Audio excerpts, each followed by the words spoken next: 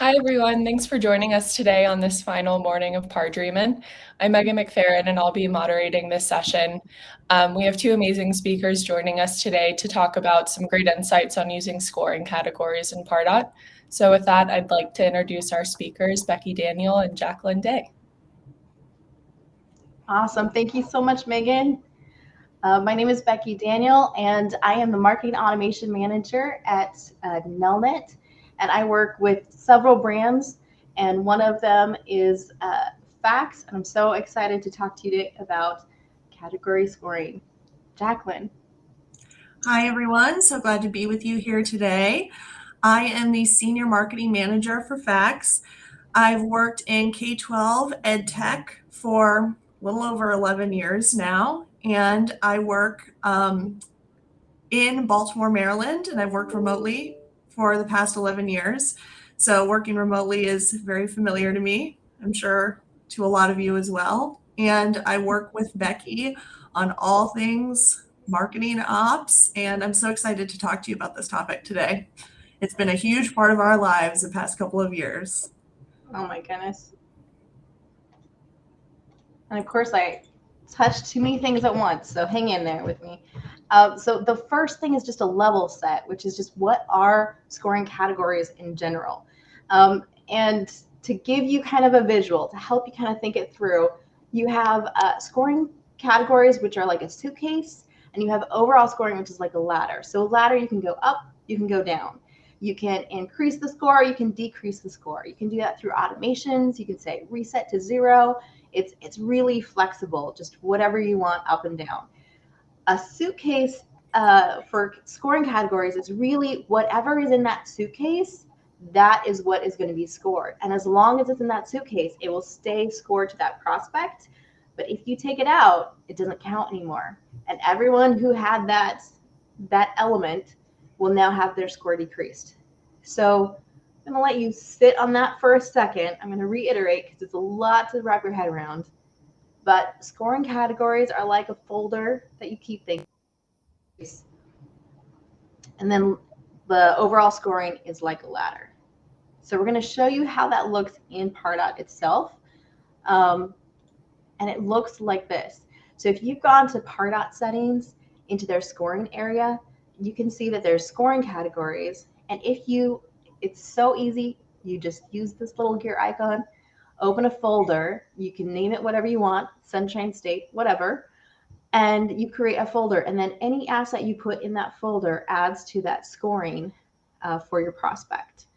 So that's what that looks like in Pardot. We're going to go into a little more detail about how to use these. This can be very confusing if you've never used category or scoring categories before.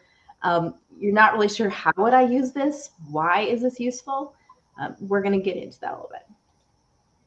So scoring categories, when do you use them? When do they make sense for your organization? Would they make sense for your organization? I think that those are the big questions. And so the first two bullets here I think are really the key questions. When do scoring categories really shine for you and your org? So if you have multiple companies in a Pardot business unit that go to different salespeople, or you have multiple products that go to different salespeople, scoring categories could be a good solution for you. So to give you a little background on our situation, when we first implemented Pardot and we were investigating lead pass through into Salesforce, I realized that we had layers of complexity in our organization that were going to pose a significant problem using the out-of-the-box method of one score to rule them all. So Pardot sort of comes with that, one score, one grade. And using that for marketing lead qualifying was probably not going to work for us. And the reason that was the case is our organization, like many of yours, has multiple sales teams divided into geographic regions. Then they are further subdivided into what they sell. And we have over 16 products and services. And then they're further subdivided into which types of customers they can sell those 16 products and services to. So any customer account could have multiple decision makers on that account responsible for one or more sales coming through the pipeline at the same time.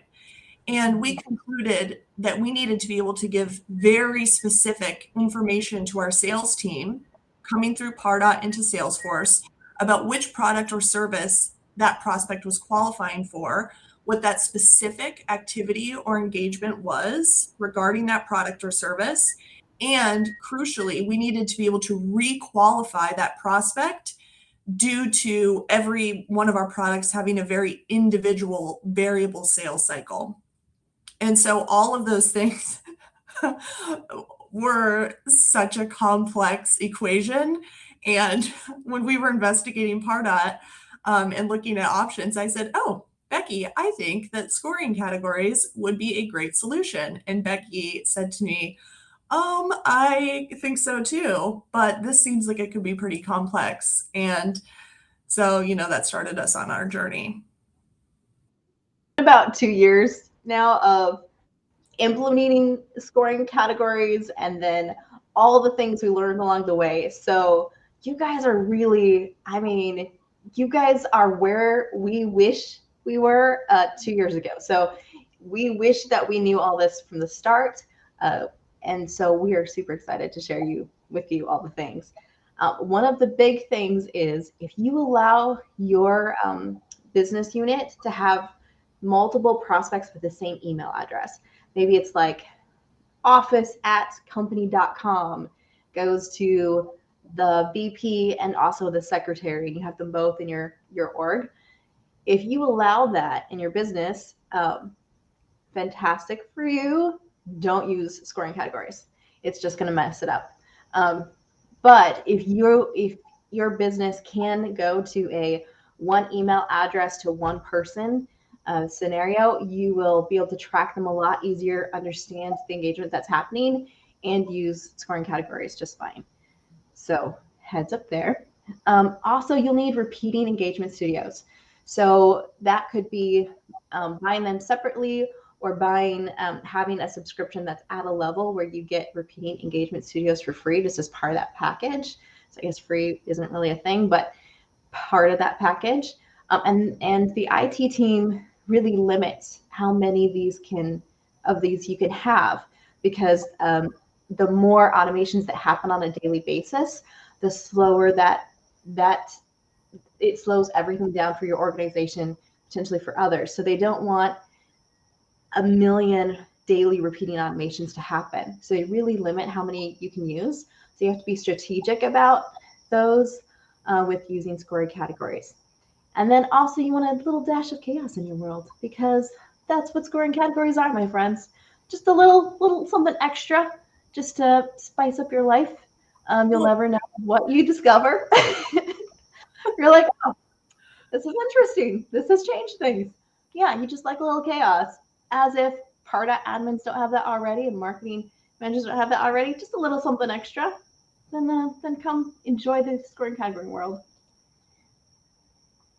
So if you are unfamiliar, we just want to give you some differences between the overall scoring category and scoring categories and overall score. So Jacqueline, scoring categories only pay attention to assets in a folder or in that briefcase that we were talking about. Why would you need that? So I think this is one of the key things and one of the key differences between scoring categories and having that sort of one score to rule them all. When you're segmenting assets into scoring category folders, rather than having all of your assets roll up into one score to rule them all, it really changes the way that you are doing everything. So when we started to lay things out and create our new process, we knew that with over 16 different products and services, one of the things that was important to us and to our sales staff and to other stakeholders within the company was to be able to measure the impact of our demand gen marketing that was specific to one product or service. And that was much more easily accomplished if all those assets were segmented into scoring category folders. And we and sales and our entire organization weighs product leads differently. Some qualifying leads for certain products may have higher revenue projections than others. And we will expend more resources, both from a marketing perspective, a sales perspective, from a global organizational perspective, ensuring that we have a stable pipeline of those qualified leads and that those opportunities are closed for those products. So we want to have a focus on creating more assets for those products, and we have more scrutiny on the success of those assets, whether they're driving more engagement, whether we see positive outcomes. And by segmenting those into scoring category folders that's tied to a scoring category, we ensure we have control over that entire life cycle of that scoring category, over that lead data and all data associated with it, all the way through from Pardot to Salesforce. Absolutely. So for example, each of the products are tracked through our reporting. So we can see how many marketing qualified leads for every product happen from month to month. And then we as a marketing team, we have goals of how many qualified leads that we'll have every year so that we can pass it off to sales so that they can have their metrics as well. So you can see that progress of, okay, we are low on this product this month, and we're 6 months in, we really need to ramp up, so let's pivot and let's do some campaigns specifically for them. So it really gives you that flexibility when you have so many products at different ROI levels. Absolutely. So some things to keep in mind. This overall scoring category is going to ignore anything that's in those folders. So your scoring category folders, you might add up all those scores and you're like, that equals, I have 5 different scoring categories. And if I add them together, they equal 100. But the overall score says 25. Why is that? Well, it's because your overall score ignores anything that's in your scoring category folders. So anything that your prospect interacts with that's not in those folders, they'll get points for, they'll get a score for. So that's a really big difference to keep in mind. Another thing is, if you move something out of that folder, for example, you archive an email that had a specific, plus 50 to this scoring category, it will be essentially removing that from that folder. So any prospect that interacted with that asset that is now archived or deleted, that score goes down for all of them. So it's really important when you're doing your naming conventions that you identify if you've added a completion score or completion action that changes that scoring category in any way. And that way your team knows just not to delete them, not to get them out of your system for a very long time until Pardot comes up with a different solution.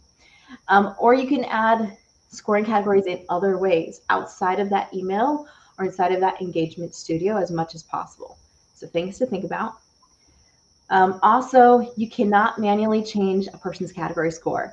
So what's beautiful about the overall score is I can just go into a contact's profile. I can just edit that score real quick if there was an error or something was weird. Or I can import, export.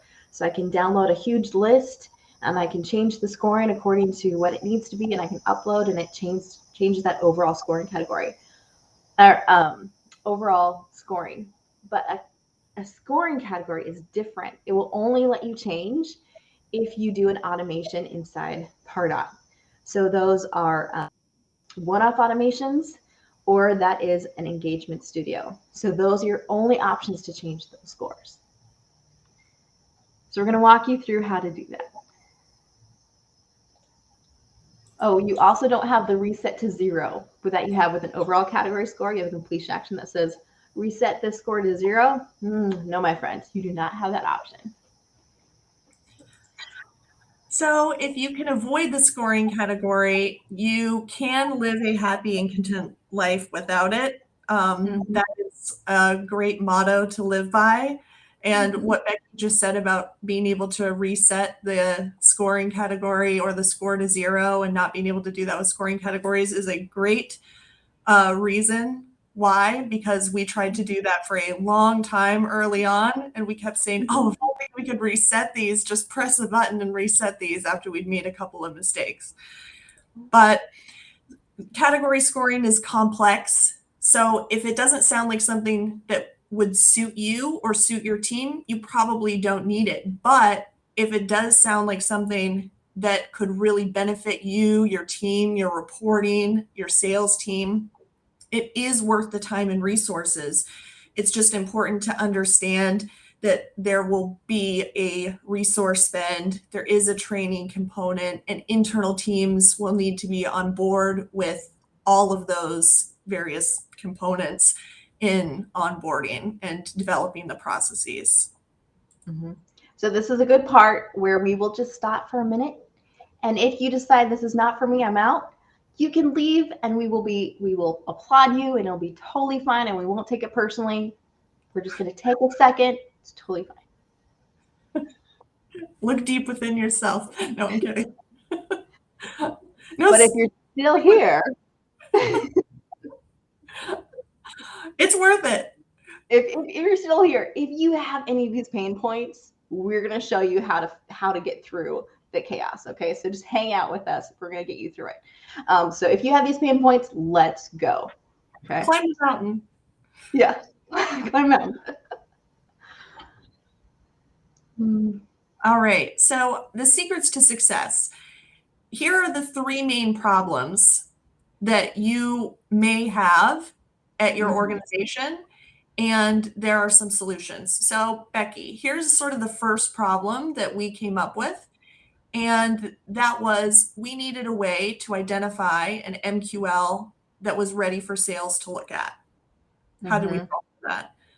So we had to create an MQL automation for every single scoring category, every single one. So we started, I think, with 8, and now we're at 16. So every time there's a new product or something specific we want to measure, we do have to create an entirely new automation to focus on that, especially.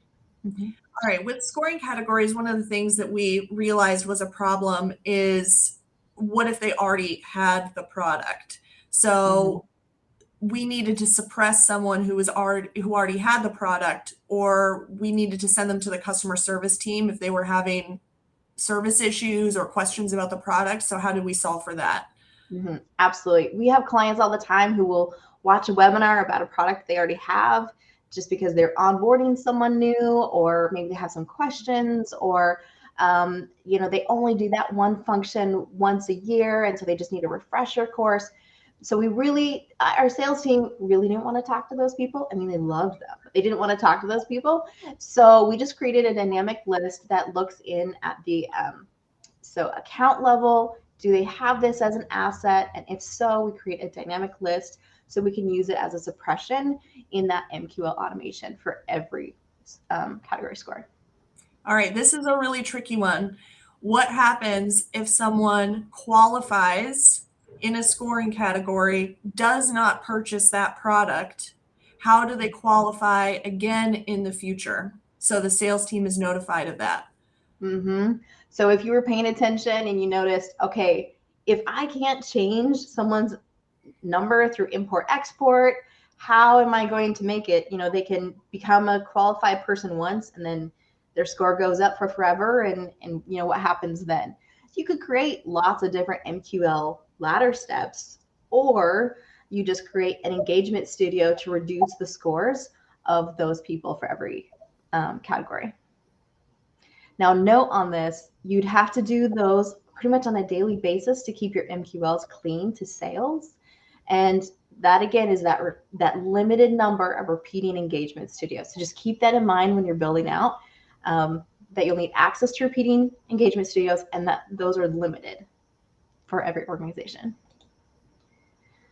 So now I'm going to show you what we did for marketing qualified leads. What did that automation even look like? So here's our secret sauce, my friends. Ignore things that don't make sense, but here's what it looks like. So for us, we had a scoring category of 150 for the majority of the products. So if their scoring category is greater than 149, I know that's weird to do, but just this is important. Believe me, don't say it's greater than 150. You have to say greater than 149 if your score is 150. So word to the wise. And then is that person not on that asset is active list? So for us, we're looking at an automation for tuition management assets. And so that's what that disqualified list is saying. And then we also have a list that says disqualify. So our sales team, they reluctantly disqualify some people, but maybe somebody had like a really bad experience, or maybe they were like, I will never ever buy from you because you spelled my name wrong or something. Okay, so sales has a list that they can add people to, that's just disqualify. They're not going to be interested. We don't want to keep bugging them. So we use that to suppress people from this automation as well. And then if the email contains something like test or facts, so Jacqueline's going to test out a lot of automation. She's going to fill out forms. She's going to watch webinars.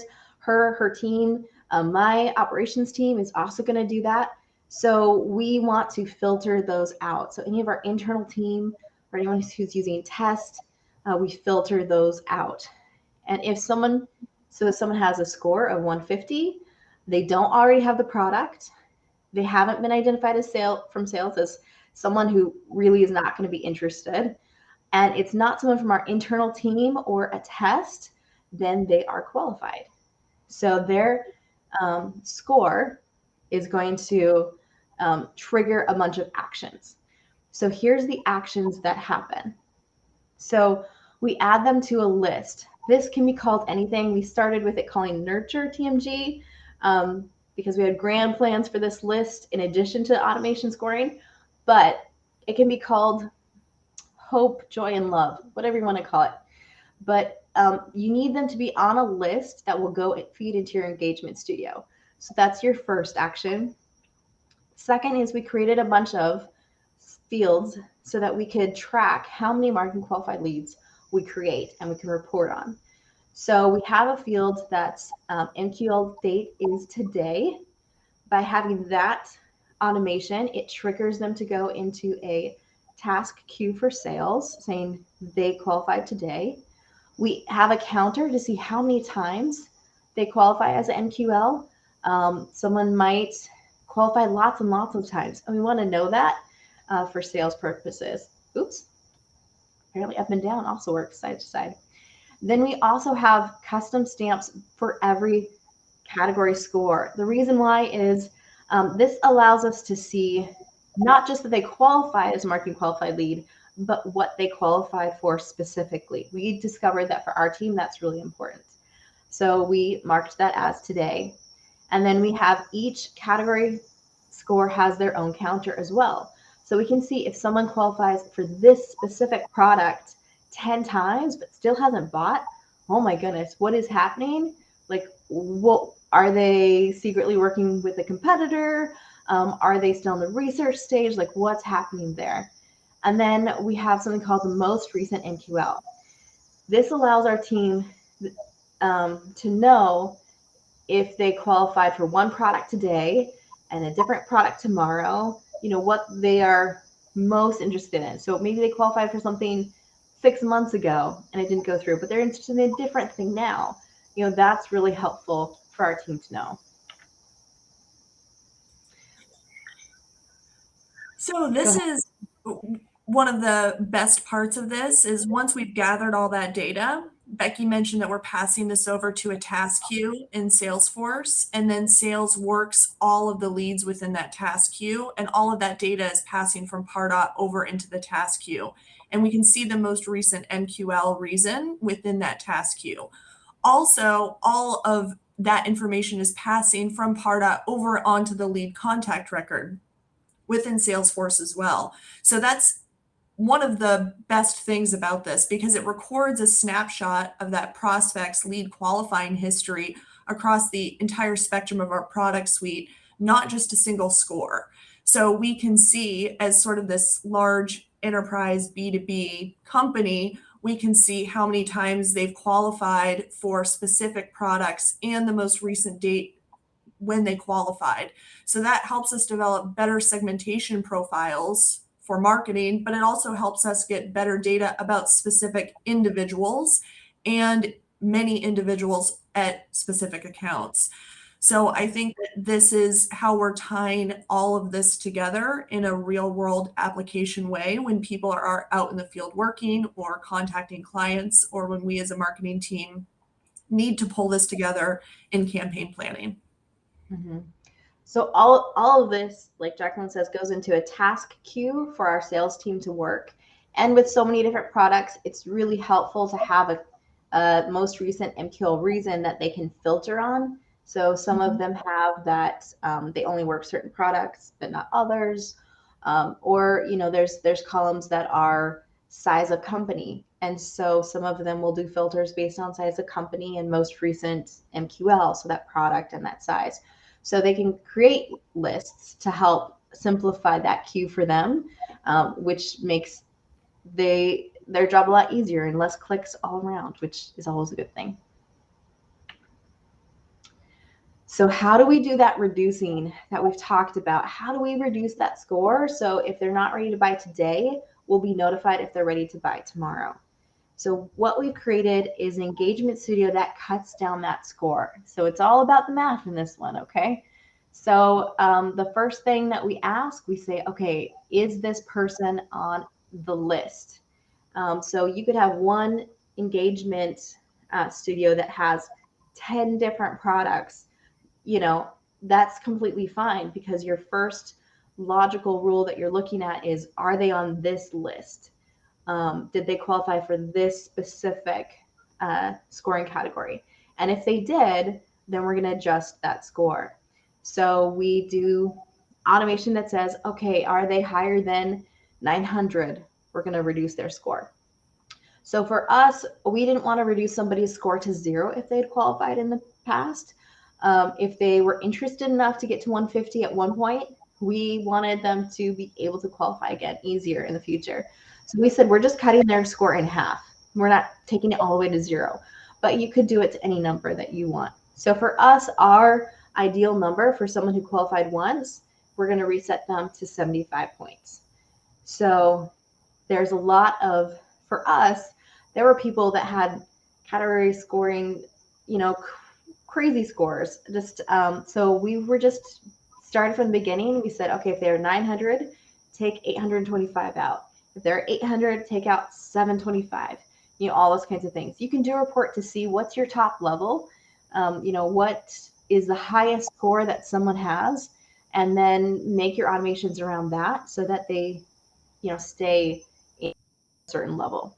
And then just a heads up, just use a calculator to try that. You can get on Google, you can do a random number generator between X and Y numbers, and then just try it over and over and over again. So for us, we had to have like a subtract 25 3 times to make sure that we could get to 75 for all these different scores. So it's not exactly perfect where it's like, you know, you have a pattern for the first 3 and you're like, oh, you just do that all the way to the bottom. No, my friend. The closer you get to 75, the more you have to work the numbers. So just a heads up on that to work it through. Yeah, when we were doing that step, I got lost. I spent probably, I don't know how long, just trying to figure out which numbers. I was like, okay, random generator, go, calculator, random generator, go, calculator, add another step. Okay, now try this one. And it was, I mean, like we need to leave Becky alone for a little while. All my numbers everywhere. Yeah. It's like that gift. Yes, that's exactly what it was.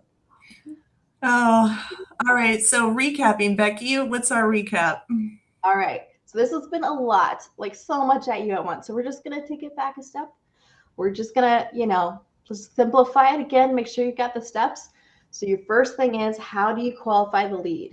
And you're going to create a marketing automation for every scoring category that you have. So that's step 1. Number 2, how do you make sure your clients aren't getting tangled up in these before they get sent to sales? right? You're going to create a dynamic list to suppress them as part of that automation. And then number 3, how are you going to reduce that so that they qualify in the future? Well, you're going to create an engagement studio to do all that math for you on a regular basis. And the secret is, if you allow duplicate, like more than one prospect to have the same email, your engagement studio will fail. It only allows for one to go through. So your second person like that has that same email, if they come to that engagement studio, the engagement studio will go, I don't know. And then they'll repeat on the other automations over and over and over again. So your salespeople will get the same person and start losing faith in the MQL process entirely. Do not do it. So if you're going to start scoring categories, just clean up that data first so your sales team doesn't have to deal with it. Get them on board, help them clean it up, so that you don't have those automations that are constantly repeating. Keep that data clean, my friends. Clean data. Mm-hmm. And a couple tips and tricks from the brand side or the account side when you're working through this process with your marketing ops team is to ensure that you have a plan to train your sales team or your SDR teams while you're implementing, because the implementation will likely go in stages. This isn't going to be a one and done. And then make sure you have a plan again to go over everything once you feel like everything's in place. Get buy-in from your sales leadership and make sure you're over communicating. That's really, really key to the success of this. Also, having a few power users on your sales staff that you can turn to test out this process as you go along, or to give you feedback about what's working, what's not working, so you can troubleshoot, is really helpful. And then they can also train other sales staff too. So that's a nice way to tie those two things together. And then also, Becky mentioned this, but I want to come back to it. One of the benefits here is playing around with the scoring threshold for each category. So the beauty of this is that you can set parameters that make sense for you and your organization. Or in each case, each product or service. So some of your products may have a lower barrier of entry. Leads may qualify faster. And so you can adjust those entry-level scoring thresholds accordingly and say, well, we know that people may buy this product more quickly or may warm up faster. And so that's one of the beauties of this, is that you can change it to serve the needs of your organization and make lead passing that much smoother to sales. Mm-hmm. Absolutely. One of the things that is so fantastic is when you are rolling this out for training for your sales team is to have already established with your sales leadership what their expectations are for how fast to work that MQL task. Is every day the expectation, is every other day, is once in 6 months, just setting the expectations, showing, if you can have a report that just shows like, this is what the leadership is going to be looking at, how many tasks are open, how many are closed. They're going to be checking this every week. So just a heads up, setting those expectations at the very beginning is going to help your sales team know that this is from their director. So as long as that sales management is the one saying, here's our expectations around this process, then sales has ownership, and that's going to create a really great dynamic for success moving forward. It's going to be great. So thank you so much for listening to us going on and on about category scoring. We really appreciate it. And there's so many comments that I'm really excited to look through. So right now we'll just stop and look for any questions, Megan, that we can answer. Yeah, definitely. Thank you guys. That was such an insightful session on a topic that I think can be confusing to a lot of people. So yeah, like they mentioned, we have about 6 extra minutes for Q&A. So if you guys have any questions, go ahead and drop them in the chat. And I believe I've seen a few come through. Let's see. I saw one earlier about forms with scoring categories, and I saw you answered that one, but I just wanted to mention that we have actually had a few experiences with using forms with our scoring categories. And we've approached that a couple of different ways.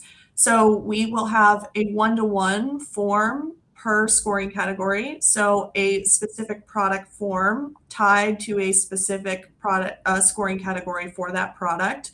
And we also had a situation where our sales team wanted to have a more generic form. So for example, a form where you have a drop down and you can select multiple products that you're interested in.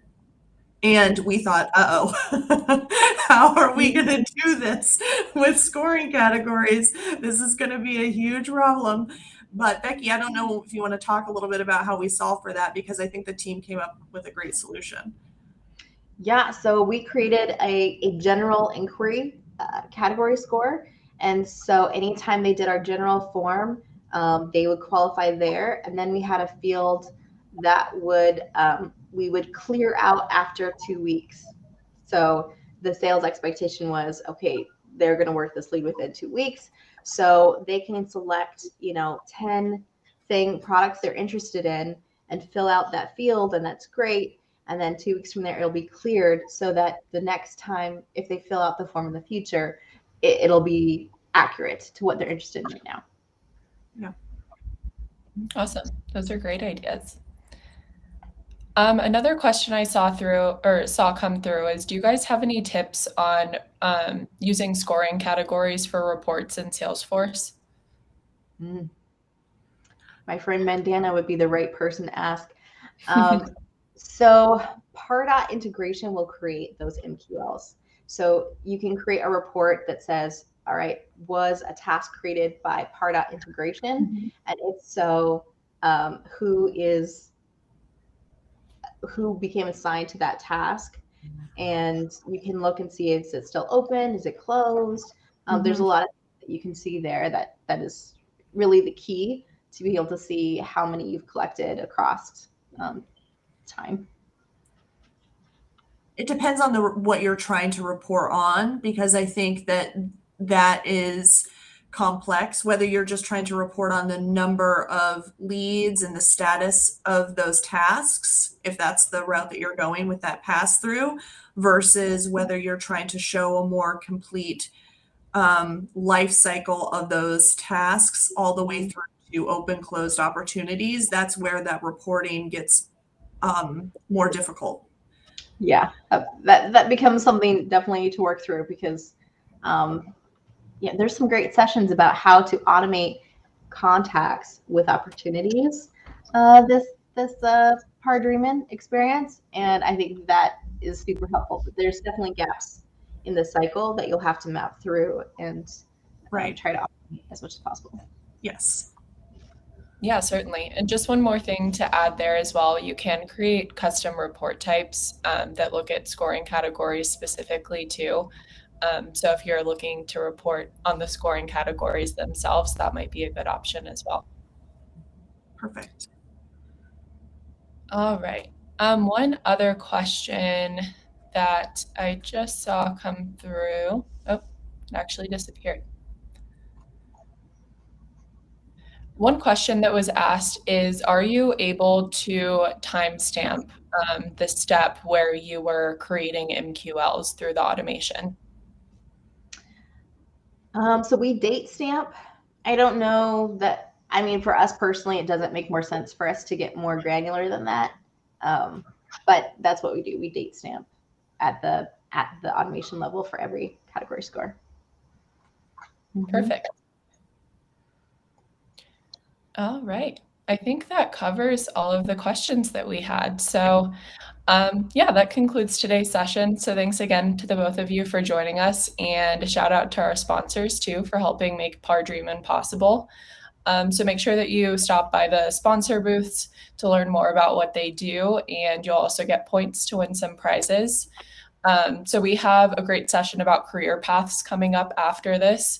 So if you're interested in that, head on over there to check that out. Otherwise, take a look at the agenda to see the rest of the sessions coming up today. And with that, I hope you guys enjoy the rest of Pardot.